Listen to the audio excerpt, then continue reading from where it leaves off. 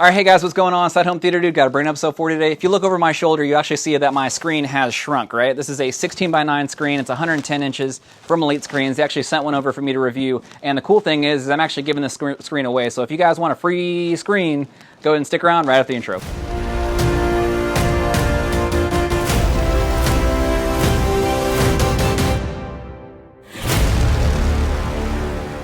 Alright, so let's go ahead and get the Elite Screens CineGrey 3D screen unboxed.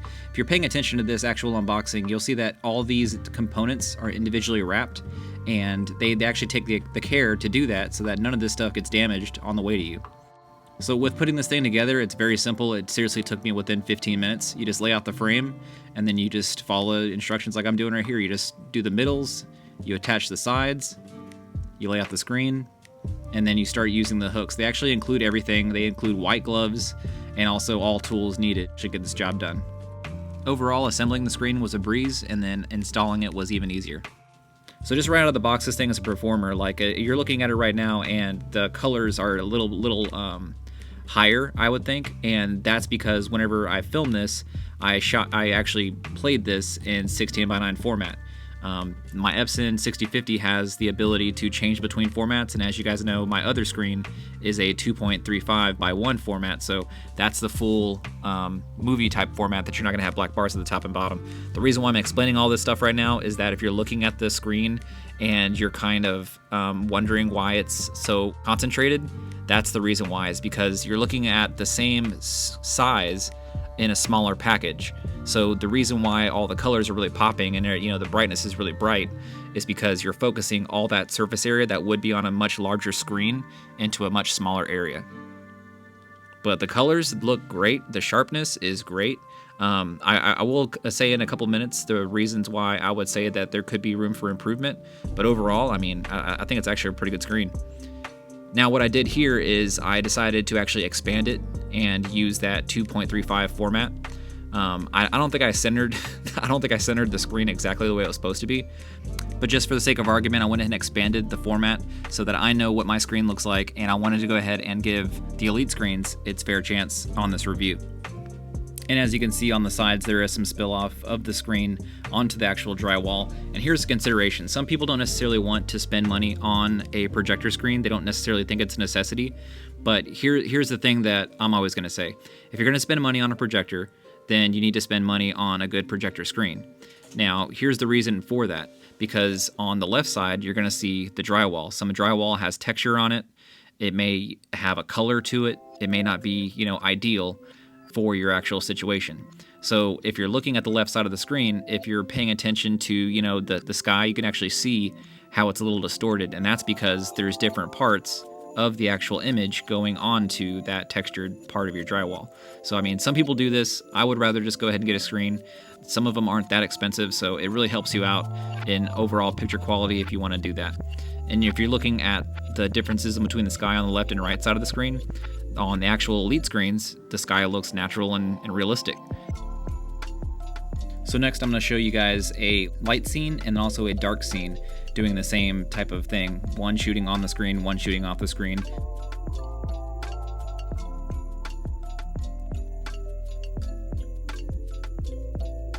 Okay, so what a lot of people think is what they need is when you get a projector screen is that, just either throw a sheet of, a bed sheet up there that's good enough, or, have a white screen. Typically, like when you go to school or something, you're gonna see like one of those white screens. That's great for like boardroom presentations and things, but in a home theater environment, a white screen isn't necessarily the best, and I'm gonna show you why.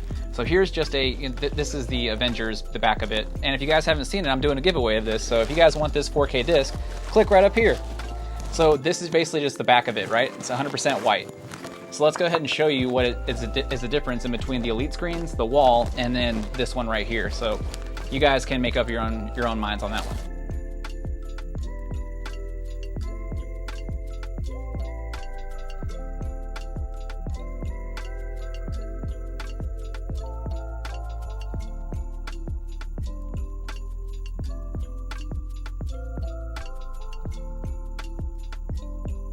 So I will say this, with a white background like this, you're gonna have, crystal clear whites, right?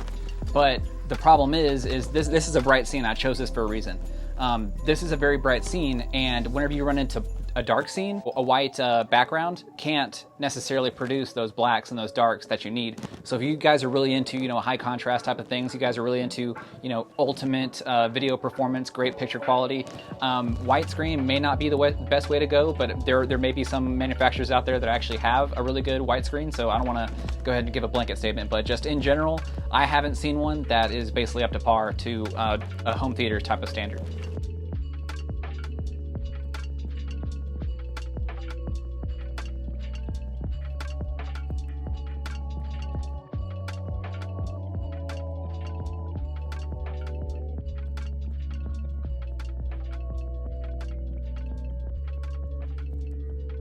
All right, so let's try this again. I went ahead and showed you guys on one spot that I was trying to find, but whenever you're actually moving around, because this is a rolled piece of material, right? It's rolled, and whenever it gets shipped to you, you unroll it. So I mean, it's perfectly in a cylinder, which is all good and well, but there's if you guys are seeing like right here, there's some vertical bars, and you don't necessarily see it at this viewing angle. So again, that's just something that I wanted to note. Okay, so let's go ahead and do a torture test. So now all the lights are off. My backlight is on. The light above the screen is on. And then now I have blackout curtains. I'm gonna go ahead and open the curtains as well. So this is worst case scenario. If you're watching in the middle of the day, this is in your living room, or it's in a room with a bunch of lights. This is the absolute worst that I can ever get. Let me know what you guys think below, but I don't think it looks too shabby. I think I explained it earlier, but whenever we were watching the movie, the reason why you're seeing everything lit up right now, this is the full size of my screen. I have a 144-inch, 2.35 aspect ratio. This is a 110-inch, 16:9 aspect ratio screen. So I had it to where it was shrunk down earlier, right? So it was doing the black bars at the top and bottom on a 16:9 format. But whenever you do that, you're not going to get an accurate representation, because whenever it does that, it's focusing all that light. So it may have looked brighter. It focuses it all on a smaller area. So I want it to be true to what I'm used to. So I went ahead and expanded it on out. So that's why you have the stuff on the sides. I just wanted to go ahead and explain that. All right, guys. Well, that was a quick review of the Elite Screens Aeon 1.2 110-inch 16:9 screen. That's a freaking mouthful. But seriously, entry-level projector screen, I have no problems with this thing. The ambient light rejection was a little lacking for my taste, and then just the inherent design whenever these things get rolled up and sent to you. I think that those little lines, I think that goes along with their even advertised. It says right there on Amazon, it says it has a 90-degree viewing angle. I think that also has something to do with it as well. Since you're off axis, you're not necessarily in that sweet spot. Well, if you're dead center, or you're in your actual sweet spot, you don't actually see those lines. So it's not like this is a bad product or anything. It's just something to think about whenever you have different seats around your room. If this is just going in a smaller type of room, like if you guys want to put this thing up in your bedroom and have some late night viewing movies and things like that, it's not going to be a problem whatsoever. But if you guys have multiple seats, then that may be a consideration that you want to think about. But besides that, I'm actually pretty impressed with this thing. $550. I mean, it's kind of a smaller lump sum. You guys know I like to do some of the flagship stuff, and that's the reason why these guys actually reached out to me. They like to see different people's thoughts on their product. So they went ahead and reached out to me. They sent me out this screen, and to be honest, I'm actually really impressed with it. One more thing that I really like is they're kind of like a zero bezel type. It's very thin edge. The frame itself is actually very well made. If you're looking at these entry-level type of projector screens, you're going to, the actual construction may be a cause of concern, but this one's actually made pretty well. Everything fits together very, very tightly, and then whenever you actually get everything all cinched up, then you never have to worry about it ever again. This thing is very light. I mean, me and my friend actually just lifted this thing up, put it on there.